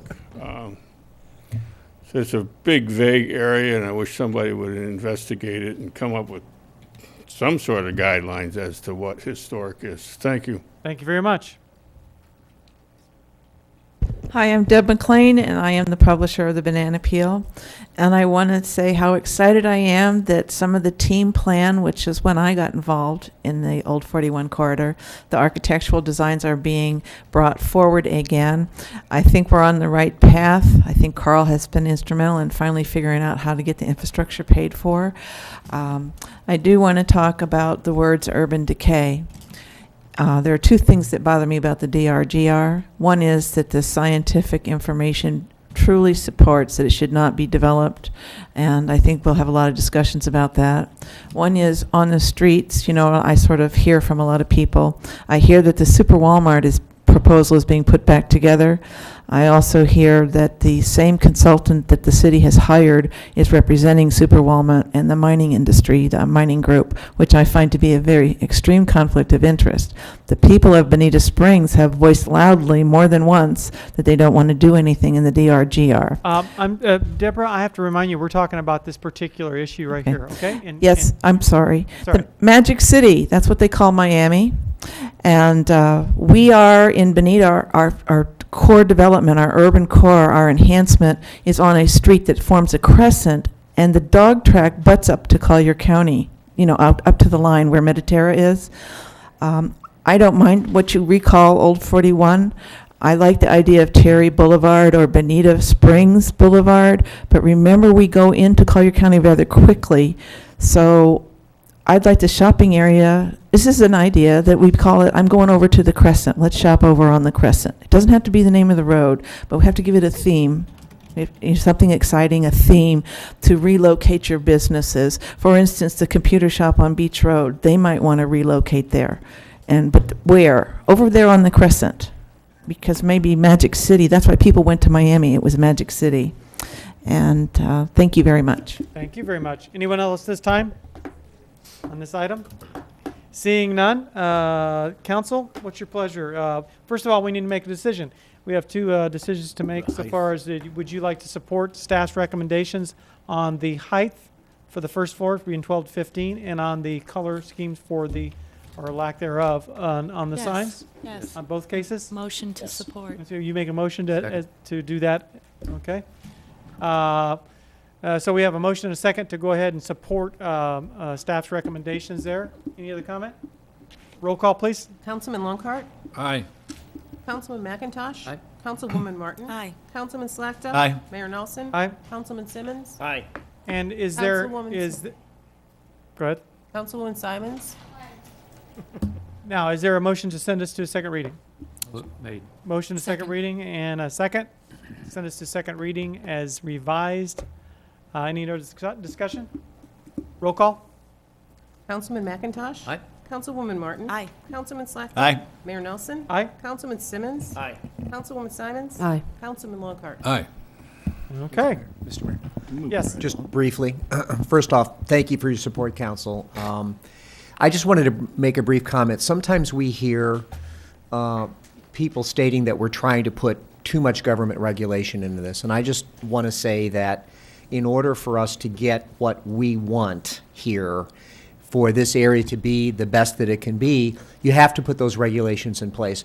And we should not be concerned about the reaction of the private sector on things like what we're talking about here, because my experience is if you meet with them early, which we do on pre-advisory meetings, they're more than willing to try to please the city and make something look like you want it to. Because a lot of these things we're talking about does not cost a lot of extra money.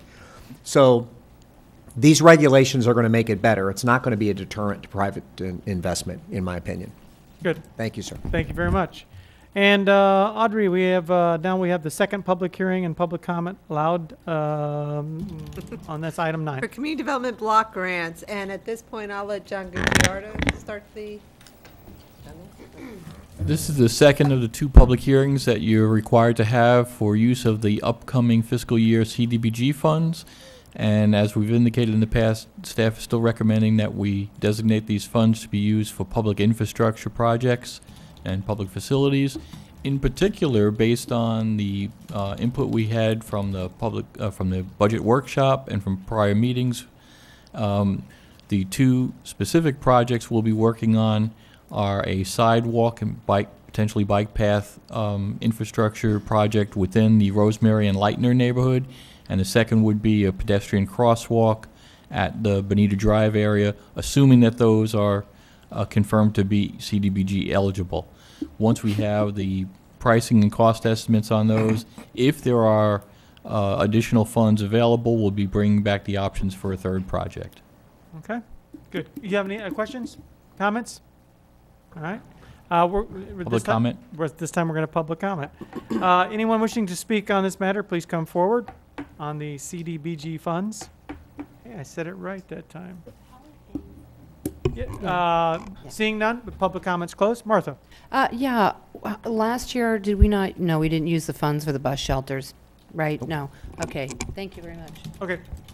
All right, council, what's your pleasure? Make the motion. Motion to send this, second move it. this on. There's a second. Any other comment? Roll call, please. Councilwoman Martin? Aye. Councilman Slackton? Aye. Mayor Nelson? Aye. Councilman Simmons? Aye. Councilwoman Simons? Absolutely, yes. Councilman Lockhart? Aye. Councilman McIntosh? Aye. Okay, we are to item 10, appeals. Yes. That sounds like something you would handle. It's something that actually I did not prepare, but I will be happy to start the meeting off to explain where we're at. You have a green sheet that was provided by Community Development, mostly containing the material of the petitioner, which is Kenneth Kinney, along with the property owner, which is Leonel Lopez. Hopefully I pronounced that correctly. I provided you with a memorandum yesterday suggesting how to proceed with the appeal process. First of all, the denial of the placement of a mobile home is strictly based on the comprehensive plan, at which point our appeals provision, LDC Section 4-83, states that if it's a challenge to a development order, which is usually consistency with the comp plan, no suit can be brought until the issue or development order giving rise to the complaint has become final by virtue of having been issued by the director or by virtue of it having been ordered by city council on an appeal reversing director's denial of a development permit. This is a building permit, but it's relatively the same thing, because if you go into definitions, it'll explain how development goes into building permit. Members of the public should have commented if they wanted to on the public comment portion of the agenda. At this time, only participants involved in the case should discuss it. It is an informal nature. I recommended times of 5 minutes for staff and 5 minutes for property owner and Central Mobile Homes, Kenneth Kinney, if they are present. I would suggest that having Mr. Lopez as the property owner go first. And then, but before you do, let me just, that's okay, sit in the front seat. And then Mr. Kinney, is he here? Yes. Okay, good. We'll go next. Then the community development staff, who would serve as the respondent, can answer any factual questions, allowing a short time of rebuttal. And of course, city council at any time can ask staff questions. Ultimately, you'll be asked to decide whether to uphold the recommendation of staff and uphold the denial of the permit to place a mobile home at this location, or overturn the recommendation based on equitable estoppel. I created a short, do you have copies of the memorandum I gave yesterday, or available? Good. The facts are outlined in the green sheet. The green sheet has photographs. They have a letter. They have lots of different documentation in there. So I went very shortly as to the facts, as to reading what Mr. Lopez had placed in. Basically, they had called community development several times, or a couple times, and community development didn't know the exact location of the property, but they knew it was zoned MH-1 and gave the setback information that would be for any. There is no written record memorializing these phone calls, and staff does not, because they do receive hundreds of these phone calls, probably from the time it was taken, they do not have memory of them. It's not something that normally would be done, looking at the land use map of the comprehensive plan, at which point that's where, if that was looked in, an interchange area would not allow mobile homes to be placed in there. Mr. Lopez is seeking what we call equitable estoppel. His letter does not say equitable estoppel, but that is the legal term that would be used. And that is something that courts would invoke if a property owner in good faith, based on reliance of the government, either by an act or an omission of the government, if the government forgot to do something, and if they made a substantial change in their position, that it would have caused extensive obligations or expenses, and it would be highly inequitable or unjust, then you could overturn the staff recommendation. The case that we enjoy the words is the putting out a welcome mat and then, pulling the welcome mat away. And that case is cited in there. Finally, in the memorandum explaining that the scope of inquiry by City Council is whether or not it met the three factors of equitable estoppel, and then there's a fourth factor, which are these exceptional circumstances. Could this happen again and again and again? That might not be exceptional. So those are the factors for you to make your decision. I hope that this assists you. If you do have questions during the process, I'm here to help you. Thank you very much. Okay, and any questions before we start? Nope? Okay, good. At this time, would the property owner and your representative like to come forward? Hi. Hi. Kenny talking on behalf. Please go ahead and speak right into the microphone because we want to hear you. Hi, everybody. I'm going to have Kenny talk on behalf. Okay. Good morning. I want to take a minute off the subject just to, I've participated in a lot of council meetings. I moved to Southwest Florida in 1973, and I've really enjoyed your meeting. I mean, I meet with DeSoto County, City of LaBelle. I've sat in on some of their boards for downtown development, some of the subjects you're talking about, and you guys are a first-class organization the way I mean, for my first time being here, I've been through Bonita. We visit Bonita. We come here to eat. I live in LaBelle.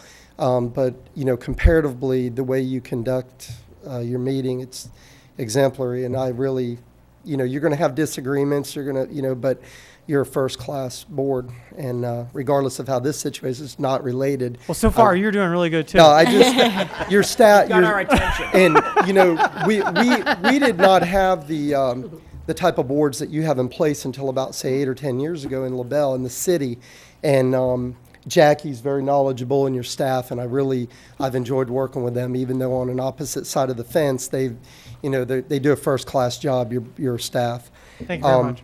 Now, on the subject, Audrey, I think your counsel, she put it best. We are here asking council to overturn the recommendations of the same staff that I speak so highly of.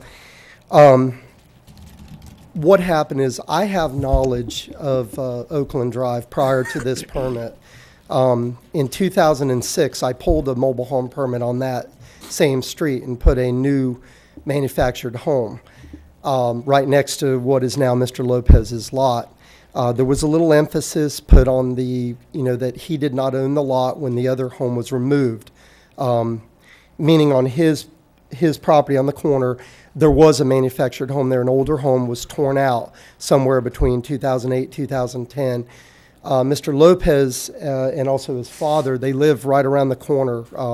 I've got a map in there or a survey that shows the corner lot. He noticed that home being removed. He saw a new mobile home had gone in, and he purchased that lot for the purpose of putting a mobile home there. Him and his father had gone to the building department to check to see if he could place a mobile home there. It wasn't only a phone call. He actually went there, and they told him that he could. So being sympathetic to him, on a 73 by 102 foot lot, the uses that are allowed now, because in 2006, Lee County, I believe, issued the permits for the city of Bonita.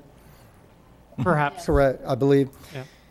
When they issued that permit, they created a new manufactured home just to the south of his lot, which limits him with the 73 by 102 foot lot. So the uses of multifamily or a lot of the uses have been destroyed.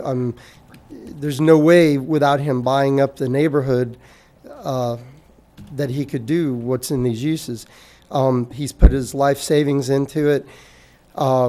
We do have a process in place in my office that we have a permit company that actually calls and goes through the different progressions of what's allowed on a lot. Even though it said MH2, I wanted to go through those progressions. We called back, and as I had some conversation with Jackie, although this is not relevant to the comprehensive plan, we also asked about impact fees. When you call back a second or third time to ask about impact fees, it was stated there's no impact fees, and though not relevant, the impact fees. I relate to what Audrey said in her example of being placed on the mat and then the mat being pulled out from under you. I know nobody intentionally did that. Lee County probably didn't intentionally issue a permit 4 years after the comprehensive plan was adopted, but they did right next door.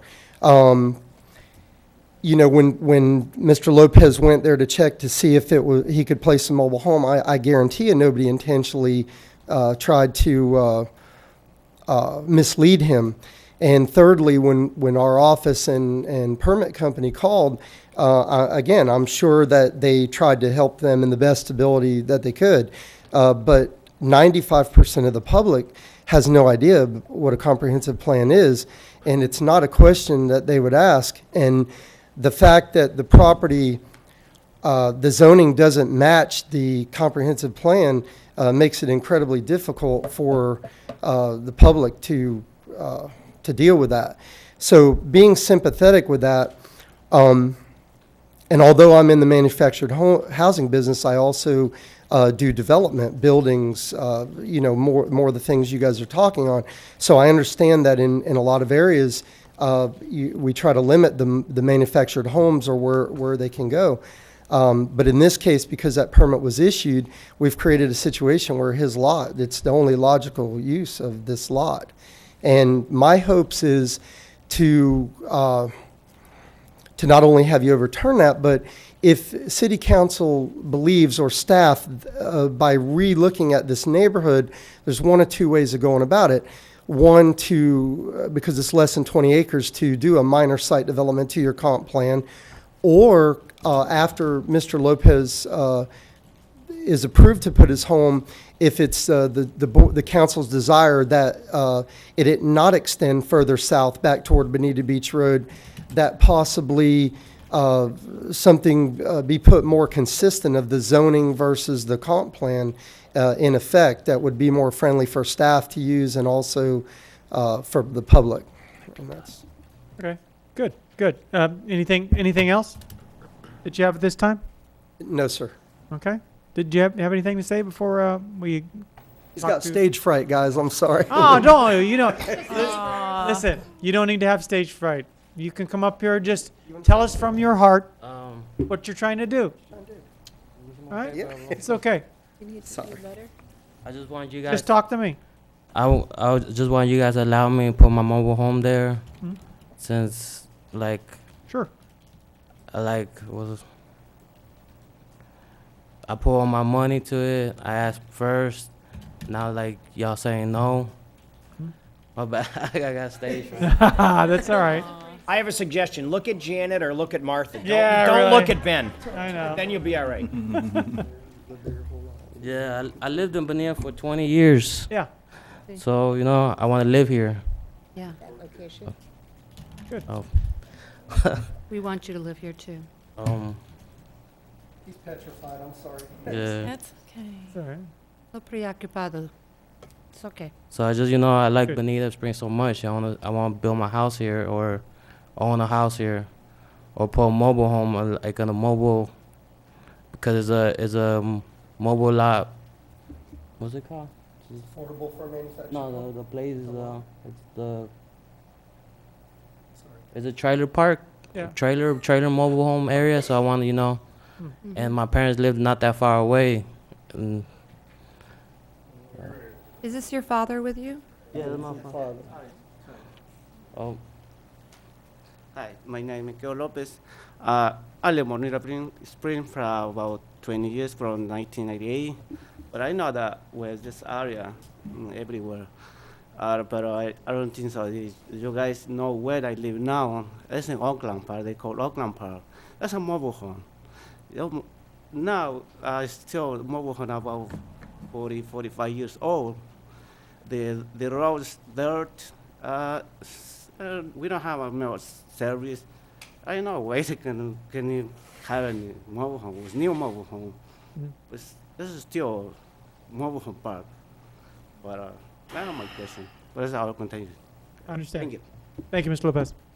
Okay, good. Who's the staff member going to reply to these? Okay. You just want to kind of give us the lowdown on why this has been denied and that type of thing? Good morning. For the record, Jacqueline Genson. Staff does agree with the applicant's presentation. The mobile home park permitting agency did call and did a code check. But typically when staff does code checks, and we get this all the time, there's a rotating planner on call that answers these questions.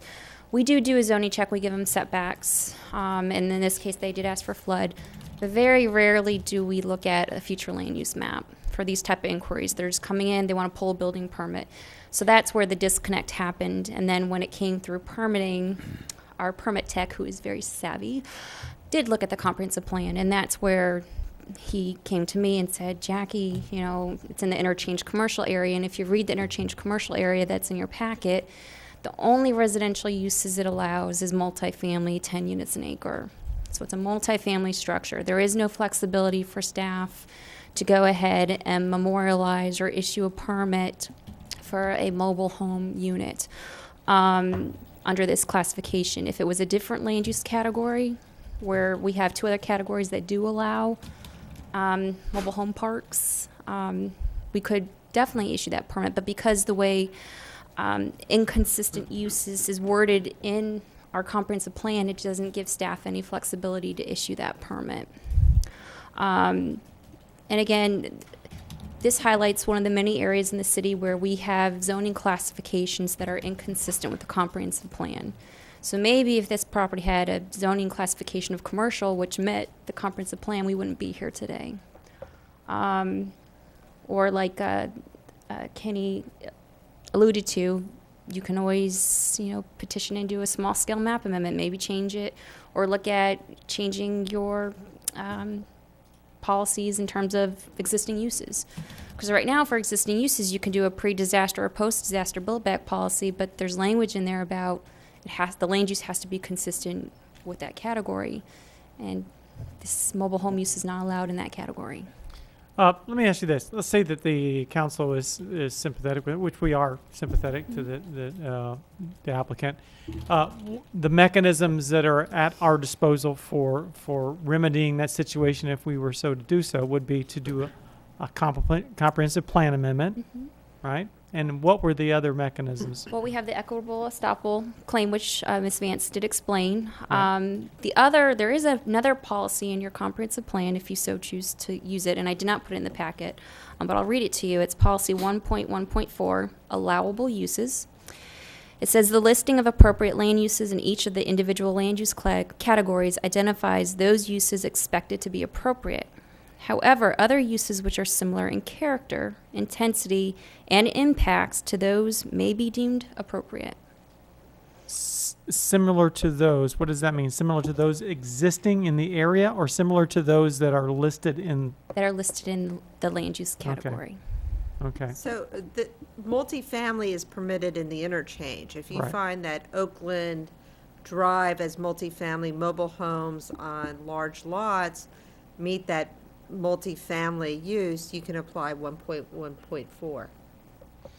Yeah, and council, I mean, regardless of what happens today, probably what we need to do is to strive, I mean, if the future for that area holds actual industrial interchange area, which it probably should, that's why it was painted that color, then we do need to have a system by which good people like this aren't trapped into a situation where they look at the zoning, which anybody would do. You'd look at the zoning, it's zoned mobile home. You'd look on the right, you'd look on the left, it's a mobile home lot. You'd buy it, and then you'd come get your building permit, and then you'd get the bad news. So, and you probably didn't work through a realtor, did you? Oh, yeah, okay. So we can't blame them, huh? All right, council, do you have any questions for Jackie? Anyone? I have a question Martha? for Audrey. For Audrey. I want to, oh, let me ask Jackie, how long was this communication where we realized, he was told mobile home 1 or mobile home 2, and then somebody went and looked at the comp plan? I believe when they first made the initial code check was probably about 3 or 4 months ago. And then when it came in for permitting last month, that's when it went through zoning review, because all of our building permits go through zoning review first, and then they get forwarded on to building. So in this case, our permit tech at zoning review caught the land use inconsistency. But he mentions in his letter, Mr. Lopez mentions in his letter, that he purchased the lot in May of 2012, and prior to that, he checked with the zoning department at that point. So we know there were some other phone calls that occurred before Mr. Kinney got involved. Okay, good. Any other questions, Martha? Yeah, so, is there, I don't want to ask if there's a liability on the part of the city, because then you end up arguing their case for them. So, I'm trying to think of a creative way to say, are there any other remedies buying the guy's lot? Because, you know, we've made a significant investment over there for Carpenter Lane Park. That might be something we might look at, and reselling it to the private sector for purposes in which the commercial interchange. You know, I'm just reluctant. I'm sympathetic with the situation. Can we exchange another lot? I don't know.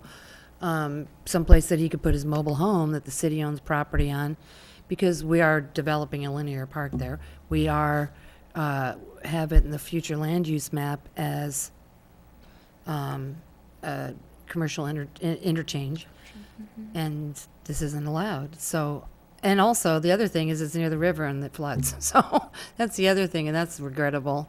I just didn't know if there's something outside of the box that you've given us that we could consider as well. But at this point, the appeal is requesting relief. I mean, you can always afford different relief if you think that that is appropriate, you know, and postpone the hearing. I'm not sure Mr. Lopez will appreciate postponing, but you can postpone or continue to try to look at those type of relief mechanisms.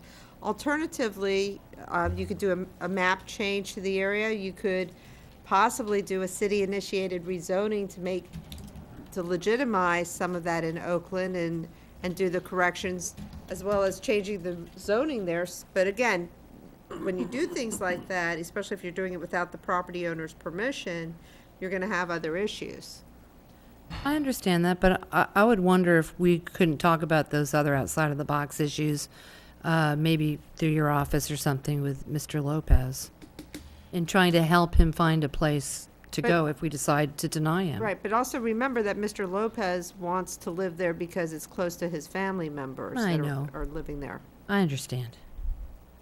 Yeah, I'm gonna ask, this may, if you don't want to answer this, you probably don't have to, but I'm gonna, how much did you pay for your lot? I'm just curious. If you don't need to answer that, but if you don't mind. I got it with 10, and I already paid for the home. Right, you paid 10 for the lot, but you've already bought your mobile home too. I got it for 60. Yeah. 60, 70. Okay. All right. Well, 70. fair enough. Okay. Audrey, council, if you don't have any other, you got something? Yeah, Mayor, Audrey, I'm in a dilemma here. You know, I'm sympathetic towards them, but we also have community development, which guides our city and makes sure that things are in an appropriate place. Is there anything that can be done realistically? As far as other relief mechanisms? Yeah. That will not harm, as you indicated, Councilwoman Simons, that would not hurt us in the future. And I'm going to help you out here. thank you. Yeah. I'm gonna suggest, in bear with us here, applicant, I guess, the owner of the property. We're sympathetic to what you're going through. I don't like that kind of thing happens, and we don't want it to happen anymore. So what I'm going to suggest is that we continue this hearing just briefly, to the next council meeting. And in the meantime, I want the staff to work with Carl to figure out if there's a resolution, because quite frankly, that area that a lot of people have called home in the past, it's changing, and it's going to change, because not only because it's in the commercial interchange area, because it's too low, there's constant flooding. It's an area that's really important to the entire community, not just your families and the people who live there. It's to the entire community. It's gonna take on a different character. So if there's some way that we can accommodate you and accommodate the area too there, whether it's by buying the lot and finding you another lot or whatever it is, or whether it's through some other mechanism, we want to work with you on that. Okay. So let's give it a little time. Let's let staff to look at that. Would you be all right with Do that? you need a second or a motion or what? Before we, Well, there's a motion and a second. Bill, go ahead. since this is in District 6, of course, all I can think about with Carpenter Lane is how Oakland. dangerous it is to... Oakland. Oakland, excuse me. If I don't get Carpenter. Yeah. It's in deplorable condition in terms of being able to get in and out of the mobile home park, aside from other things, but we're doing a major thing on the river. I would hope that someday that would be a reasonable road to ride a car on. Sometimes these circumstances come about because of someone or rules that we have, and it's called the future land use map. And obviously someone in community development did their job in terms of researching and coming up with the proper answer. Unfortunately, we have a circumstance with a person that is in the process of what the lot is going to buy, wants to put a home on there. I agree with Ben that we should carry on a little further with it, and perhaps we can come up to a reasonable solution. However, I still think, too, that we don't want to put upon the community development, they'll be scared to do anything. Right. They're doing their job, and that's what they did. And it's really up for a person who's buying a lot in anywhere that they do their due diligence in terms of making sure they have an expert that can help them accomplish the mission. Had you known all the facts in the beginning, maybe you may have had it come to a different conclusion about purchasing the lot. But I'm willing to go along with Ben's suggestion. Thank you. Thank you very much, Bill. That's a good point. And want community development to know that you didn't do it. You didn't do anything wrong in our eyes. You just didn't. It's just an unfortunate circumstance. All right, there's a motion and a second to continue this and to have our staff try to work out some type of equitable solution. And if not, just bring it back to us and we'll just have to make the tough decision. All right, there's a motion and a second. Any other discussion? Roll call. Councilman Slakta. Aye. Mayor Nelson. Aye. Councilman Simmons. Aye. Councilwoman Simons. Aye. Councilman Longcart. Aye. Councilman McIntosh. Aye. Councilwoman Martin. Aye. Okay, Audrey, are you going to take the lead in this, or would Jack? You want Jackie to, or? I think I need to work with probably Carl. Can we take a break? You know what? We're going to let you guys figure that out. How about John that? Gutierrez? Mayor, can we take a break at this time? 2-hour break. Most certainly. Okay. Two-hour break? We're going to go ahead. And, 2-hour. we're going to take a 10-minute break at this time. Everybody, please be back in your seats at 11:13.